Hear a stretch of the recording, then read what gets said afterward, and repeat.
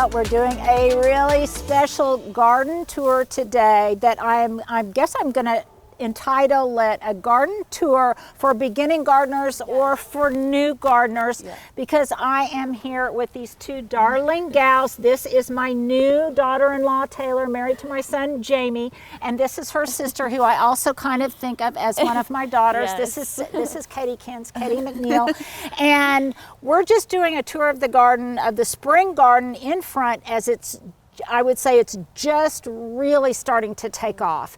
And so they asked if we could do a garden tour and they could ask me questions, because why, Tay, in a couple years maybe? Yeah, we're hoping to buy a house in Colorado and kind of start our own garden from scratch, and I need all of the tips and tricks and where to get started.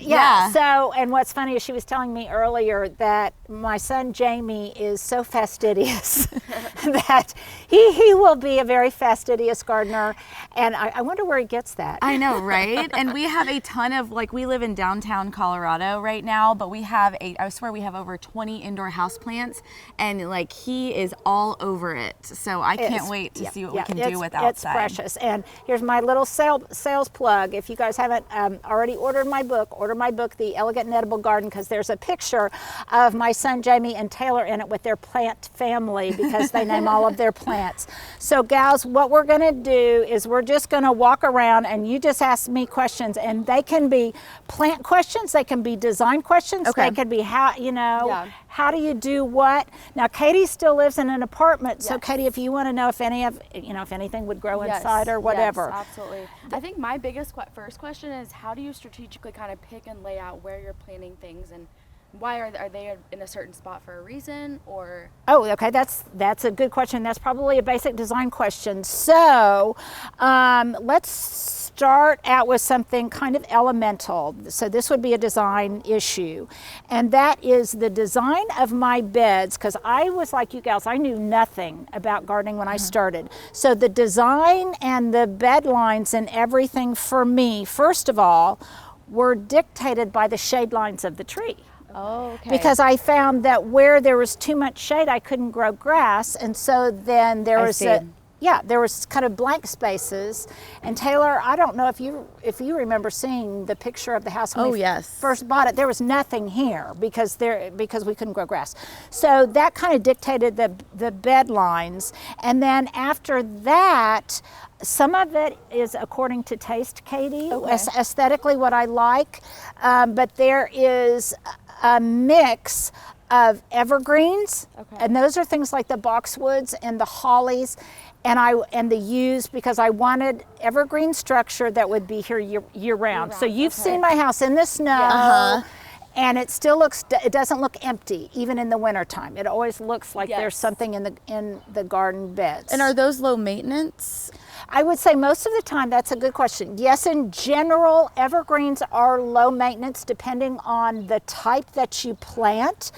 And a lot of that will also be dictated by where you live. So you live in Colorado, it's really dry. So you would want to pick things that are very drought resistant, as would you in Dallas, where they also have to be heat resistant. So what you select, how you decide, is based on where you live, what zone you garden in.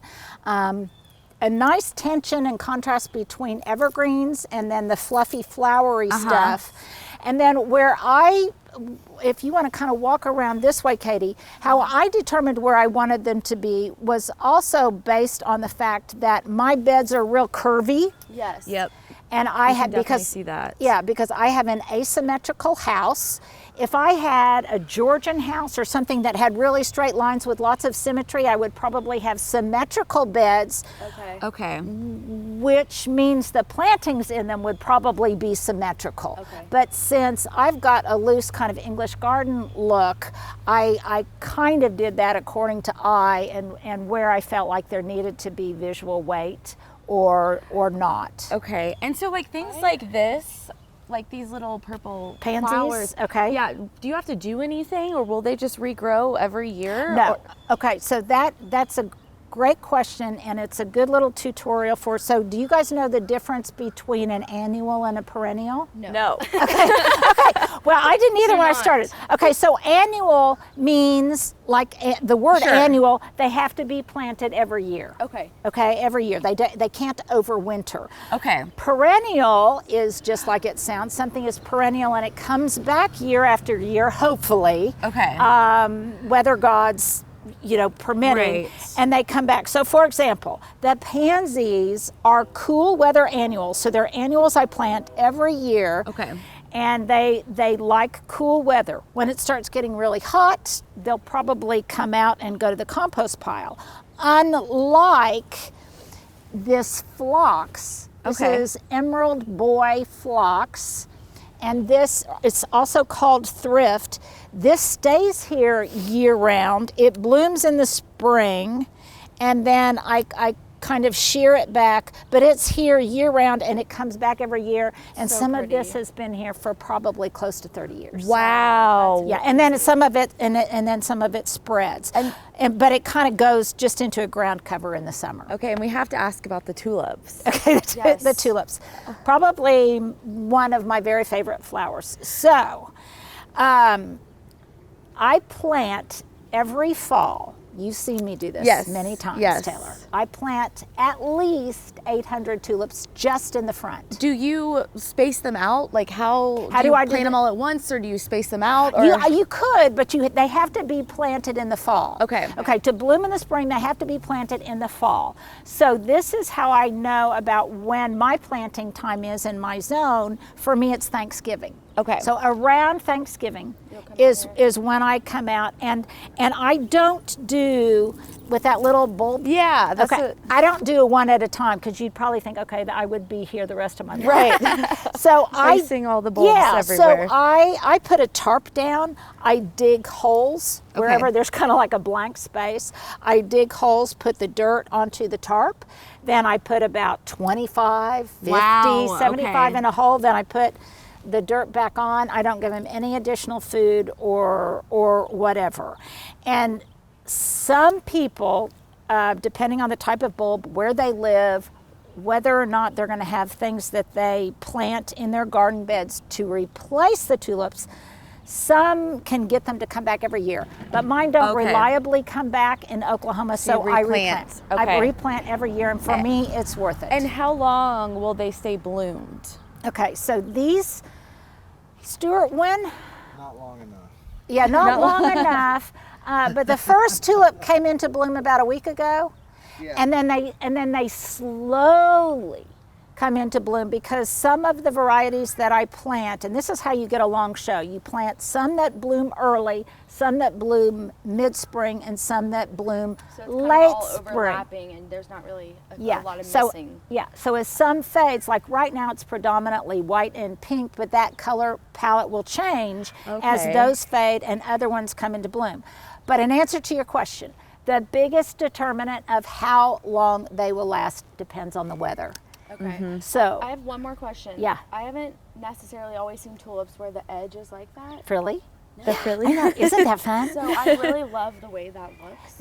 Now, what's interesting, this is one of those things that's very subjective, because Stuart, you don't like that, do you? Well, I didn't say I didn't like it. I just said it looks like kind of angry and vicious, Yeah, angry and or kind of like it would be one of those. a fly trap. Yeah, It Venus also kind of flytrap. looks like artsy. Like Yeah. Yeah. like it's It's kind of like an beautiful. edgy taste to the I love garden. it. Yeah, and okay, so all of the white ones are part of I buy them in bulk from a company called Color Blends, and Okay. I buy them in the fall. They're wholesale prices; anybody can get them.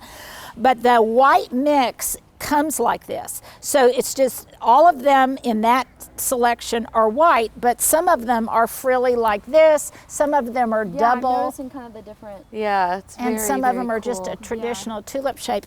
And so here's something else, girls. You'll notice that these look a little bit shorter than they normally do. Right. I was gonna say that they seem more lower to the ground than what And- I've seen before in the past. And that is because it was a very, very dry fall and dry winter. I don't think we had we didn't have any rain. Yeah. And so because of that, they're not as vigorous as they normally would be. Now, once they bloom, even if they bloom short, they'll continue to Because grow the ones in the back are higher, I feel like. because those bloomed earlier. Yes, So okay. they've continued to grow grow, and put okay. on height. Okay, so here's a little trivial pursuit question. Did you know that they even will continue to grow once you cut them and put them in a vase? And they'll continue to kind Really? of arch. Yeah. So how do you cut them? Like, do you cut them close to the base? Or? Okay, so I don't cut any of my tulips typically to bring inside. Okay. I will buy my tulips because I don't want to ruin the show. Now, but in answer to your question, for example, this one here, Stuart is up there, but like Stuart, if you can focus on an old one that maybe is about past its prime over that way, or you'll come this way. While he's coming over here, I have the most random thought or question. Okay. So we've been filming for quite a bit of time, and we've seen like a couple cars come by and roll down their window and say, "Oh, hi, I watch you on YouTube." Does that happen a lot? That happens pretty much all the time. Yeah, Stuart, how often does that happen?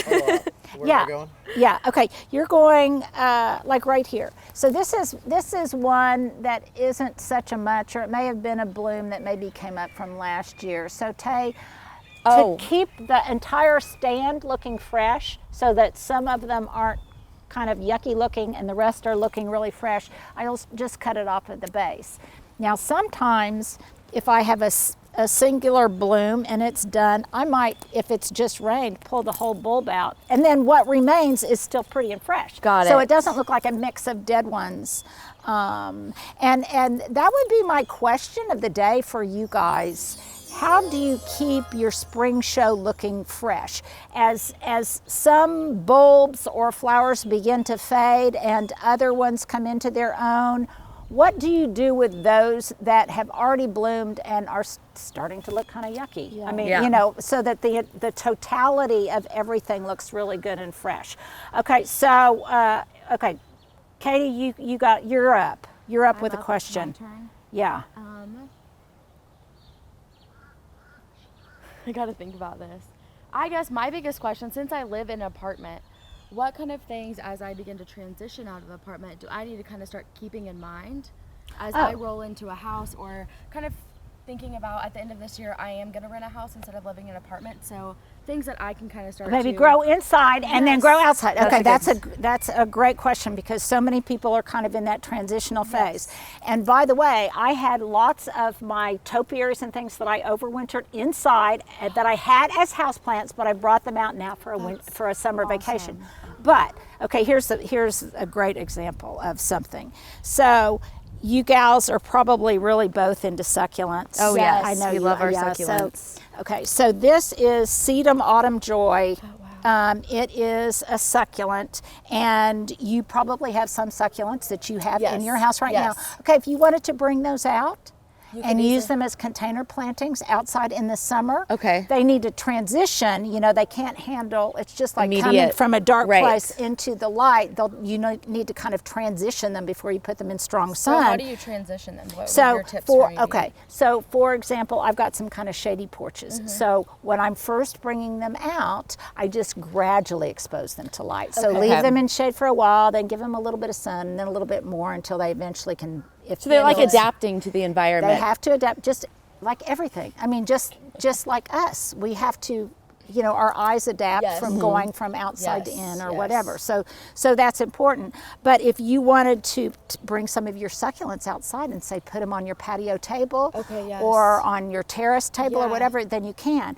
And if it is a cold hardy type of succulent, and you can look that up easily because there are apps that you can get on your phone and you just take a picture of the plant and it will identify it for you and that tell is awesome. tell you Okay. whether or not it's cold hardy, Okay. where the plant originated, identify it for you, what its care needs are and everything. So Okay. if you're not sure even what something is, then you can can just do identify it that. with the plant app. We need to get that. Yeah, definitely do that. after And this. if it's cold hardy, then you could maybe put it in the ground. Or what I do, for example, with these Eugenia topiaries, some people grow these inside.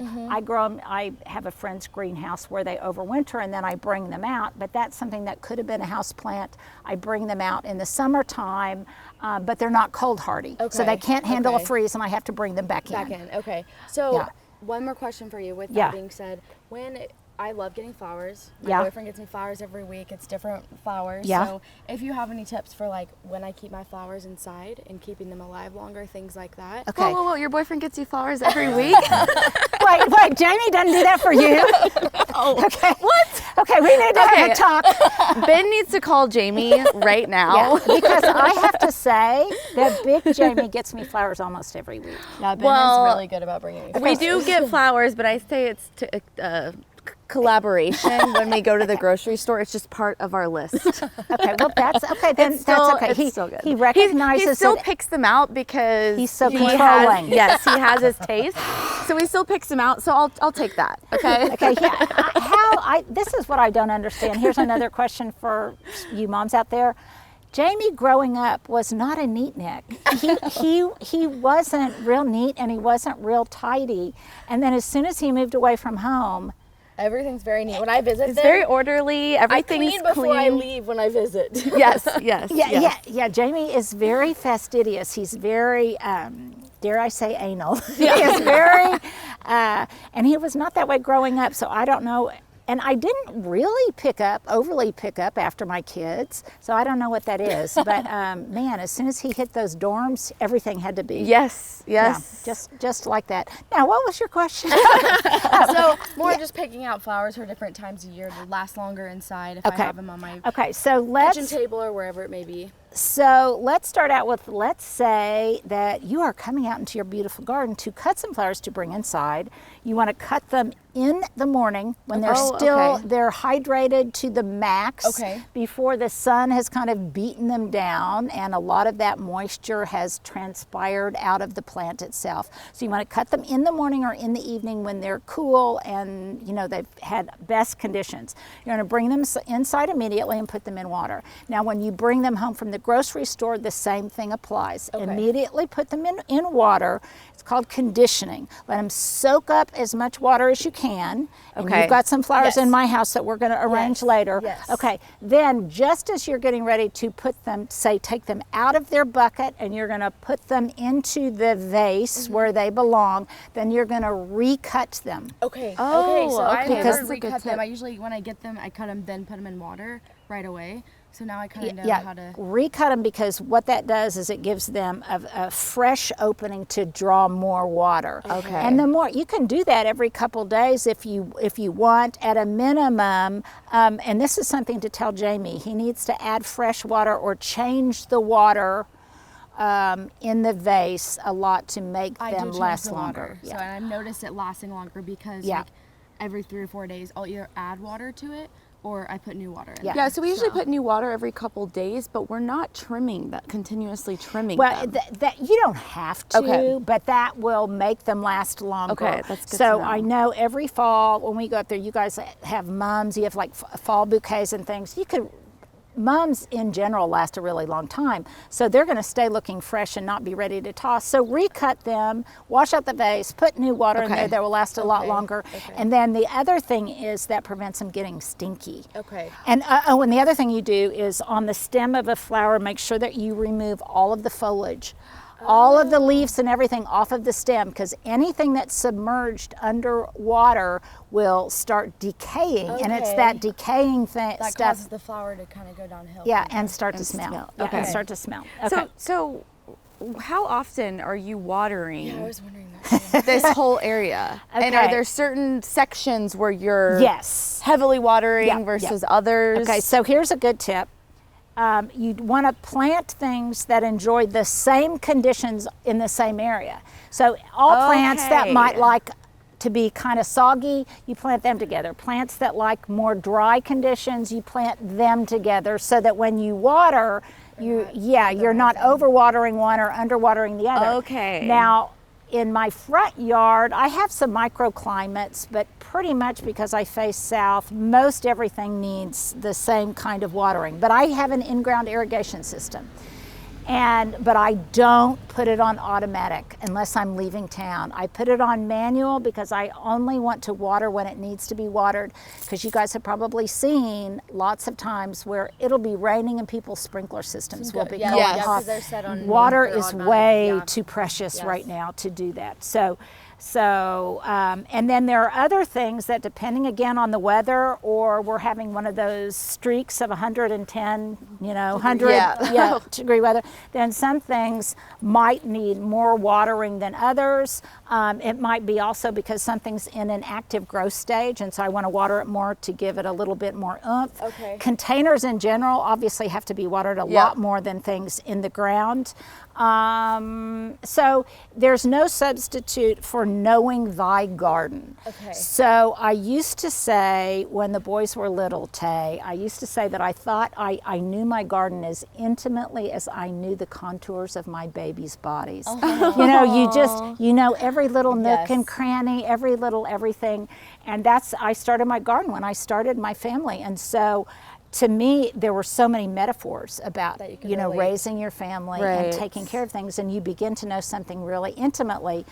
So you know what areas it's really hard to grow something there, or this area is really easy, and then you can kind of do some deconstruction. Well, why would that be? Okay, why would that be? And then there's some areas that it just doesn't want to grow anything, and that's where you just put down gravel or something. Okay. That's So. So, you want to know what anything else is? Do you have any like vegetables that are actively growing? I do, but that's all. Sometimes this time of year, I did actually write a book about it, where I have edibles in the front yard and along with the tulips and everything. This year, because it was so dry, a lot of things that normally would come back and go to seed didn't. So I haven't seen any chamomile, which is what you make chamomile tea. I had trouble getting some of my cabbages and things to germinate, so I don't have much of those up front. A little bit later, I'll probably plant some basils and things. But yes, in the back, in my potager, yes, I've already started, lettuce, and I've got some dill started, and I've got some French breakfast radishes, and I've got that kind of stuff in the back. I do have one final question. Okay. So what would you say to someone who is literally starting from scratch, and I don't have a ton of confidence with like what I'm doing in the garden yet? Like, what would you say to someone that is just getting started? Just start. Just start. Just do it. Just go anywhere. Give yourself permission to kill anything, because I have killed more. Yeah, it's how you learn. Okay. And you guys didn't learn your professional skills overnight. You learned them a little bit at a time. Give yourself grace when you start something No, new. I love that. Give yourself some grace, because it is a learning experience. The nice thing about failures here is most of the failures end up in the compost pile, and they have another life. Yes. And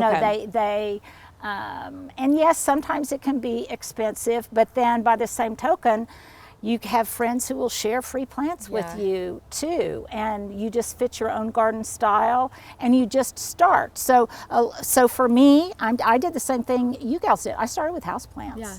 That was my gateway drug. My gateway drug into gardening was houseplants, and then you begin to be addicted to, oh, it's putting out a new leaf. Yes. It's putting out a new bud. You're seeing it grow and evolve, just like your kids. Yeah, just like your kids. The seed is germinating. Oh, it's growing up.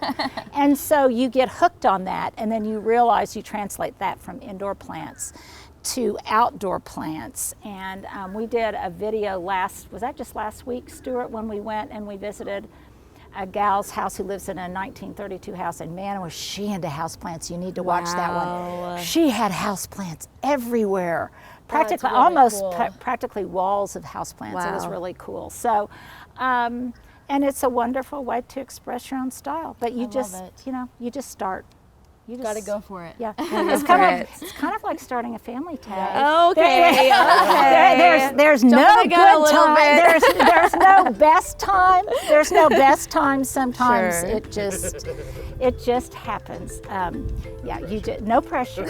Sometimes it happens accidentally, and but whatever. But no pressure here. No pressure here.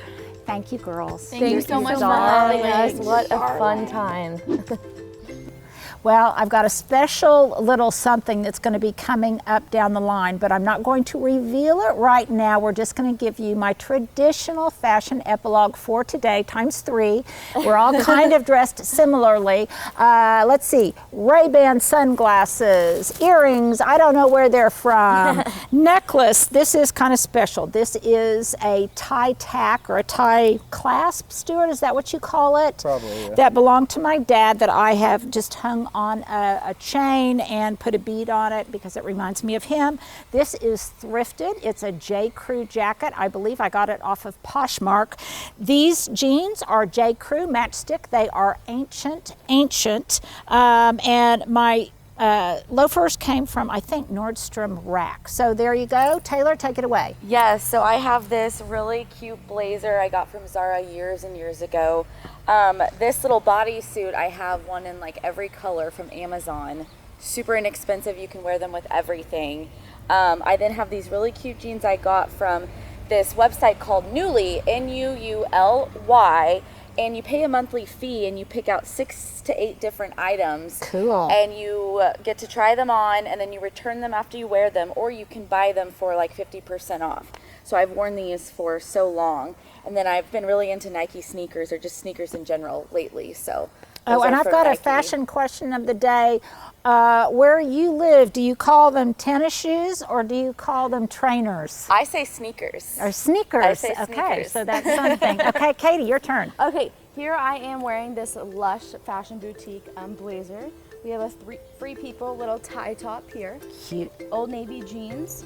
My shoes are from Target. I actually got today. Those are adorable. And I have simple little earrings and my Target sunglasses. Okay, very, very good. Make sure to pay attention to upcoming videos with my special announcement and special surprise. Thank you, ladies. Thank you. Bye.